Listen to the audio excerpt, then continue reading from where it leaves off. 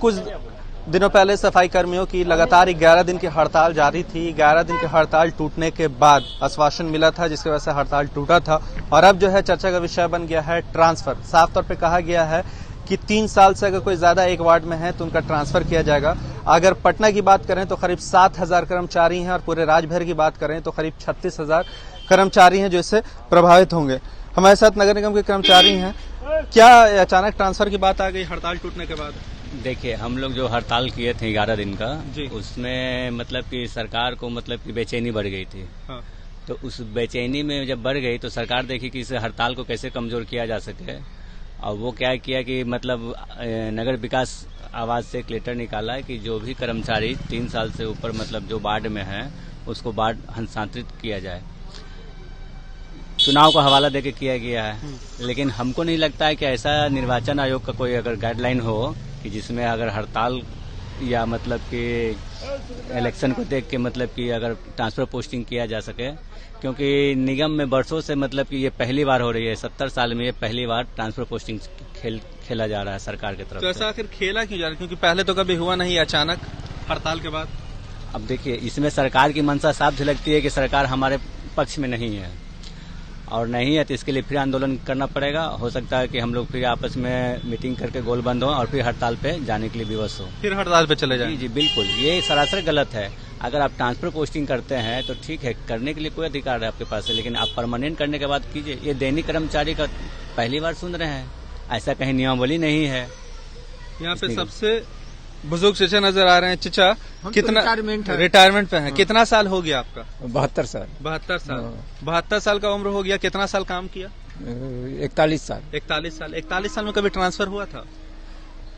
हम तो ये मान सिटी भर, पटने भर में, पटना ही भर में, कभी कंकड़बाग, कभी सिटी, हाँ। कभी राजेंद्र नगर, कभी। अब तो राज्य भर में ट्रांसफर होगा। तो राज्य भर में नहीं हुआ था। नहीं हुआ ना। ये चुनाव का हवाला दिया जा रहा है। चुनाव का हवाला दिया जा रहा है तो इससे पहले भी चुनाव हुई है। इसके पहले तो चुनाव 41 साल नौकरी किए, चुनाव हुआ चुनाव मगर कभी ऐसा हुआ न हुआ न। ये अचानक से हड़ताल, उसके बाद फिर अब देखिए क्या सरकार का नीति है, सरकारें समझे। सरकार की नीति है, सरकारें समझे। अब ट्रांसफर की बात हो रही है, क्या करेंगे अब आप लोग?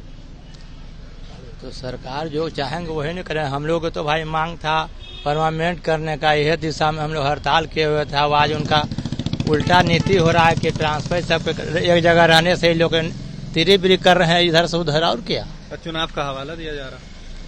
चुनाव का हवाला क्या देंगे? तो अपना सत्ता में कोई भी आएंगे जाएंगे, कर्मचारी से उनको लेना देना क्या है बताइए?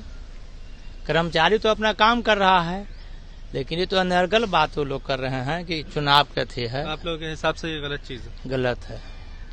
क्या लगता है चाचा, ट्रांसफर जिस तरह से हो रहा है कितना ये सही है आप लोगों के लिए? बोलिए।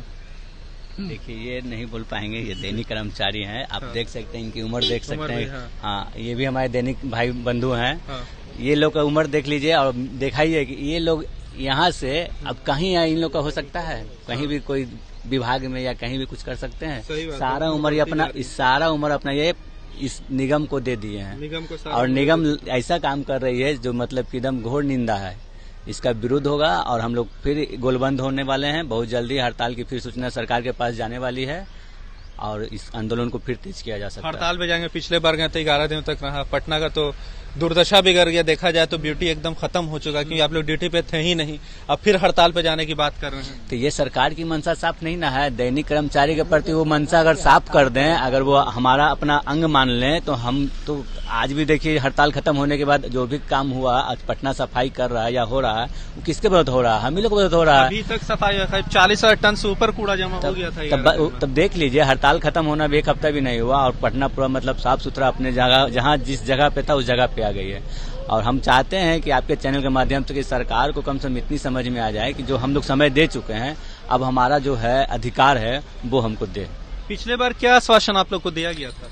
पिछले बार तेजस्वी जी से हम लोग मिले थे तो वो आश्वासन दिए थे कि आप लोग का जो मांग है, जो डिमांड है, वो सब जायज है और इस पे हम लोग बहुत जल्द निर्णय लेने वाले हैं। कोई टाइम लिमिट भी दिया था? टाइम लिमिट तो दिए थे कि 1 हफ्ता 10 दिन का। 13 तारीख वो बोले थे कि आपको मतलब कि कुछ दिन समय दीजिए, हम आपके लिए मतलब बात करते हैं, लेकिन हमको नहीं लगता है कि ऐसा कुछ। और आज 13 तारीख है तो आज मतलब था कि कैबिनेट में बैठक में जाने वाला था, लेकिन अभी तक सूचना नहीं मिली है। लगता है कैबिनेट का बैठक भी खत्म हो चुकी है और हमारा कोई डिमांड उस पर हुआ भी नहीं है। आज के पेपर में तो तेजस्वी यादव फिर बोल चुके हैं कि हम सरकारी नौकरी देंगे, वादा कर चुके हैं।